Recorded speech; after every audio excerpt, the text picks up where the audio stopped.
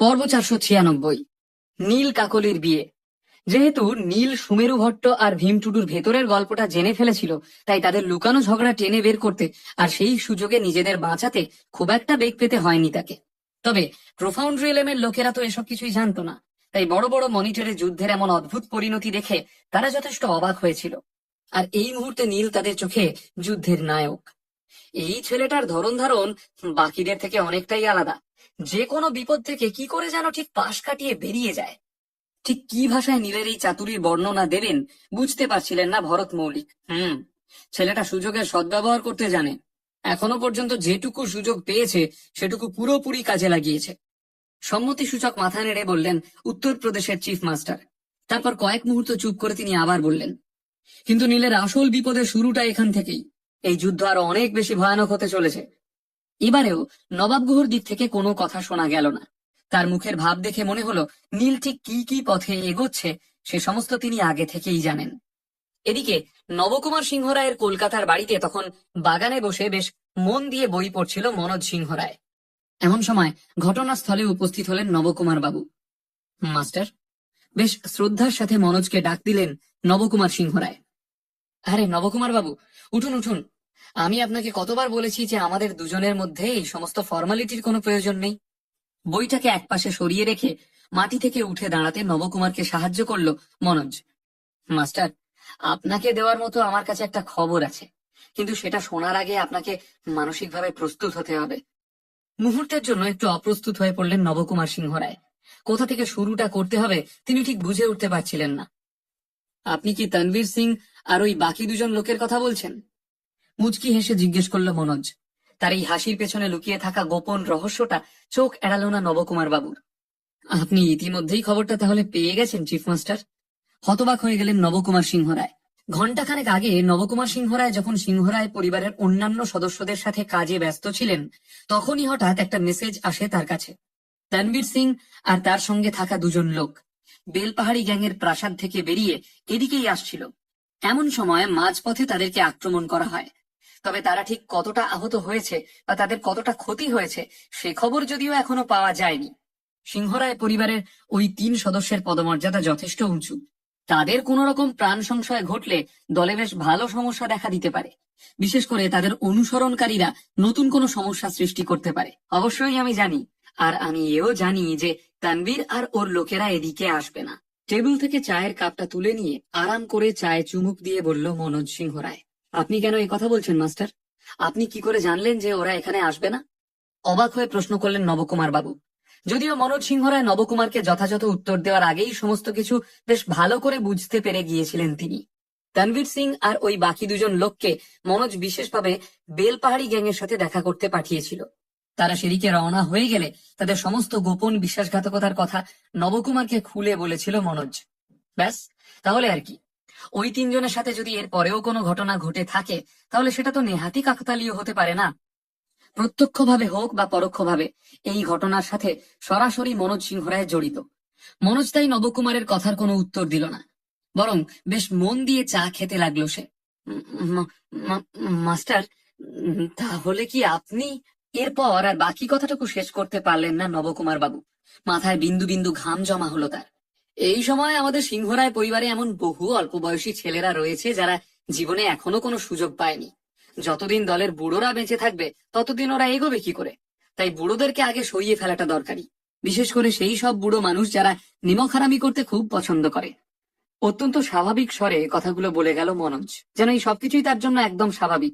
হ্যাঁ chief master, আপনি ঠিকই বলেছেন। মনোজের কথার মানেটা বেশ ভালো করেই বুঝতে পেরে গিয়েছিল নবকুমার। ওপরে ওপরে নিজেকে শান্ত রাখার চেষ্টা করলেও আসলে তিনি কিছুতেই শান্ত হতে পারছিলেন না। ওনার বারবার মনে হচ্ছিল যে তিনি একটা পাতলা সুতোর ওপর দিয়ে হেঁটে যাচ্ছেন। সুতোটা যে কোনো মুহূর্তে ছিঁড়ে পড়ে যেতে পারে। কিন্তু মনোজ কি কথাগুলো ঠিক বলছে? দলের নবীন প্রজন্মকে উপরে উঠতে গেলে কি প্রবীণদেরকে সরিয়ে ফেলাই একমাত্র পথ? মনোজের দিক থেকে দেখতে গেলে সে নিজের ভবিষ্যতে নিরাপত্তা সুনিশ্চিত করতে চাইছিল। তনবীর সিং আর সেই বাকি দুজন লোক যদি মনোজের বিরুদ্ধে যাওয়ার সাহস দেখাতে পারে তাহলে সিংহরায় পরিবারের বাকি সদস্যরা কেন নয়? আর ঠিক এই দুর্ঘটনাটাই আটকানোর চেষ্টা করছিল মনোজ। আর আটকানোর শুধুমাত্র একটাই উপায় আছে, ভয়, আতঙ্ক, আক্রমণ। একমাত্র এই সমস্ত করলেই নবীন প্রজন্মের কাছে সঠিক বার্তা পৌঁছবে। ভুলেও তারা আর নিজেদের চিফ মাস্টারের বিরুদ্ধে যাওয়ার চেষ্টা করবে না। কিন্তু সময় থাকতে মনোজ যদি আসল কালপ্রিটদের শাস্তি না দেয়, তখন কি হবে? আজ মনোজের বয়স কম, তাই সে ঝুঁকি নিতে পারে, কিন্তু তানভীর সিং এর মতো কালসাপকে যদি সে দুধ কলা দিয়ে পুষতে থাকে, তাহলে ভবিষ্যতে সে আরো বেশি শক্তিশালী হয়ে উঠবে। তখন কি করবে মনোজ? বলা যায় না, ভবিষ্যতে হয়তো তানভীর সিং নিজের আলাদা দল তৈরি করলো, হওয়ার তো কত কিছুই হতে পারে, কিন্তু সেই ঝুঁকিটা নেওয়ার কি প্রয়োজন? এই সমস্ত কথা চিন্তা করেই তানভীর আর তার দুই সঙ্গীর উপরে অতর্কিত আক্রমণ করিয়েছিল মনোজ। মনোজের উত্তরের পর বাগানের পরিবেশ নিস্তব্ধ হয়ে এলো। নবকুমার বাবু বুঝতে পারছিলেন না যে কি করা উচিত। এমন সময় মনোজ তার দিকে তাকিয়ে বলে উঠল, আপনি একদম ঠিক সময় মতো এসেছেন নবকুমার বাবু, আপনার সাথে আমার কিছু জরুরি আলোচনা আছে। হ্যাঁ, বলুন না চিফ মাস্টার, সাথে সাথে আবার মাথা নিচু করে বললেন নবকুমার সিংহ রায়। এই সময় তাজপুরে সবকটা গুড গ্রুপ একসাথে হয়ে ব্ল্যাক ফাউন্ডেশনকে হারানোর পরিকল্পনা করছে। ভাবছিলাম ওদের কাছ থেকে একটু সাহায্য নিয়ে ডিভাইন ল্যান্ড আক্রমণ করলে কেমন হয়। ডিভাইন ল্যান্ডকে হারাতে পারলে সব থেকে বেশি লোকসান ওই 10টা দলেরই, আর তারপর আমরা ওদেরকে আক্রমণ করতে পারবো। মুচকি হেসে বলল মনোজ। সে যে এত দূরের পরিকল্পনা করতে পারে একথা কল্পনাও করতে পারেননি নবকুমার বাবু। ব্ল্যাক ফাউন্ডেশন সিংহরায় পরিবারের জন্য বিপদের সংকেত হলেও তারা দুজন এর আগে কখনো মুখোমুখি হয়নি, আর ভবিষ্যতেও হবে বলে মনে হয় না। তাই ব্ল্যাক ফাউন্ডেশন এখন কি অবস্থায় আছে বা কোন পথে এগোচ্ছে তাতে সিংহরায়দের কিছুই এসে যায় না। তাদের নাম ব্যাড গ্রুপের তালিকায় 1 নম্বরে, আর তাই নিজেদের বদবুদ্ধি কাজে লাগিয়ে সুযোগ বুঝে শত্রুদের হারানোই এখন তাদের একমাত্র উদ্দেশ্য। মনোজ খবর পেয়েছিল যে ডিভাইন ল্যান্ড ব্ল্যাক ফাউন্ডেশন হয়ে যুদ্ধে অংশগ্রহণ করেছে। এই পরিস্থিতিতে যদি সিংহরায় পরিবার প্রোফাউন্ড রিয়েলমের সাহায্য নিয়ে ডিভাইন ল্যান্ড আক্রমণ করে, তাহলে দোষটা কাদের ঘাড়ে পড়বে? অবশ্যই প্রোফাউন্ড রিয়েলমের। ডিভাইন ল্যান্ডের লোকেরা একেবারে ক্ষেপে উঠবে। সেই অজানা দ্বীপে তাদের যুদ্ধ হয়ে উঠবে আরো ভয়ঙ্কর। তখন প্রোফাউন্ড রিয়েলমকে চাপে ফেলাটা আরো একটু সহজ হবে, আর সেই সময় ঠিক সুযোগ বুঝে সিংহরায় পরিবার তাদেরকে আক্রমণ করে নিজেদের 1 নম্বর জায়গাটা ধরে রাখবে। সাধারণত ব্যাড গ্রুপের কোনো দলই এমন সুযোগ হাতছাড়া করে না। প্রতিপক্ষকে তিলে তিলে শেষ করাতেই তাদের আনন্দ। তবে যাই হোক না কেন, এই প্রথমবার মনোজ সিংহরায়কে এমন রূপে দেখা যাচ্ছিল। এর আগে পর্যন্ত তো বোঝাই যায়নি যে সিংহরায় পরিবার ভালো না খারাপ। তবে মনোজ তখন পর্যন্ত জানতো না যে প্রোফাউন্ড রিয়েলমের এই লড়াইতে নীল তাদেরকে নেতৃত্ব দিচ্ছে। জানলে হয়তো এমন বিটকেল বুদ্ধি তার মাথায় মোটেই আসতো না। আপনি তাহলে গুড গ্রুপদেরকে আক্রমণ করতে চাইছেন চিফ মাস্টার? একটু যেন বেশি অবাক হয়ে গেলেন নবকুমার সিংহ রায়।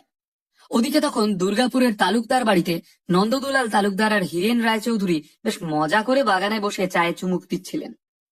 হীরেন, কাকলির কথা কিছু ভাবলি? বিস্কুটটা চায়ের কাপে ডুবিয়ে প্রশ্ন করলেন নন্দদুলাল বাবু। আর চোখে একবার মেয়ের মুখের দিকে তাকাতেই তার মুখের হাসি আরো চওড়া হয়ে উঠল। শরৎ দত্ত এই বাড়ি ছেড়ে চলে যাওয়ার পর থেকেই নিজেকে ঘরে একরকম বন্দি করে রেখেছে স্বাতী। তবে নন্দদুলাল বাবু স্বাতীর এই আচরণে একেবারেই চিন্তিত নন। একবারের জন্যেও নিজের মেয়ের সাথে দেখা করতে তিনি যাননি। একমাত্র যদি কারোর চিন্তা হয়ে থাকে তিনি হলেন আশা দেবী। এমনিতেই মা মেয়েতে সম্পর্ক বেশ ভালো, আর আশা দেবী বরাবরই স্বাতীর হয়ে কথা বলে এসেছেন। কাজেই মা মেয়ে দুজনেই নন্দদুলাল বাবুর এই আচরণে যথেষ্ট দুঃখ পেয়েছিল। বললে বিশ্বাস হবে না, কিন্তু আশা দেবী বেশ কয়েকদিন ধরে নিজের স্বামীর মুখটুকুও পর্যন্ত দেখেননি। তাদের মধ্যে কথাবার্তাও প্রায় ছিল না বললেই চলে। তবে এই সুযোগে নিজের বড় মেয়ে কাকলির সাথে সম্পর্কটা একটু মজবুত করার চেষ্টা করছিলেন নন্দদুলাল বাবু। কাকলির বিয়ের বয়স হয়েছে, বিয়ের পর সে পরের ঘরে যাবে। নন্দদুলালের আলো করা ঘর আঁধার হয়ে যাবে। কথাটা মনে হলেই নন্দদুলাল বাবুর চোখে জল আসে। তোর মেয়ের কোনো তুলনাই হয় না নন্দ, যেমন সুন্দরী তেমন সুশীলা। ভগবান যেন সবার ঘরে এমন একটি করে মেয়ে দেন। কথাটা বলে কাকলির দিকে তাকাতেই হীরেন বাবুর চোখে আফসোস ধরা পড়ল। নীলের যদি বিয়ে না হয়ে যেত, তাহলে হীরেন বাবু নিশ্চয়ই নন্দদুলাল বাবুকে করা বহু বছরের পুরনো প্রতিজ্ঞা পূরণ করতেন। তাই যদি বলিস হীরেন, তাহলে কাকলিকে নিশ্চয়ই তুই নীলের যোগ্য বলে মনে করিস? হাসি মুখে জিজ্ঞেস করলেন নন্দদুলাল বাবু। এটা এটা বোধহয় ঠিক হবে না, একটু ইতস্তত করে বলে উঠলেন হীরেন রায়চৌধুরী। নীলের ইতিমধ্যেই বিয়ে হয়ে গেছে, আমরা যদি জোর করে ওদের বিয়ে দেই তাহলে তোর মেয়ে কষ্ট পাবে না? হীরেন বাবুর কথা শুনে হঠাৎ হেসে উঠে নন্দদুলাল বাবু বললেন, ওই যে কথায় বলে না, losing is a blessing. Hiren, তুই নিজেও জানিস না যে নীলের বিয়ের বেশ কয়েক বছর হয়ে গেলেও ওদের এখনো কোনো বাচ্চা কাচ্চা হয়নি। ওর এইসব নিয়ে কোনো চিন্তা নাই থাকতে পারে, কিন্তু তোর আর বৌদিরও কি এসব নিয়ে কোনো মাথা ব্যথা নেই? তাছাড়া ওর শ্বশুর বাড়ির লোকেরা কেমন সেসবও আমরা কিছুই জানি না। আমি খবর পেয়েছি যে নীলের বউ একটা গাড়ি অ্যাক্সিডেন্টের পর থেকে হাসপাতালে ভর্তি। ডাক্তাররাও খুব একটা ভালো খবর শোনাতে পারেনি। আদ্রিতার জ্ঞান কবে ফিরবে সেটা কেউ জানে না, হয়তো আর কখনো ফিরবেও না।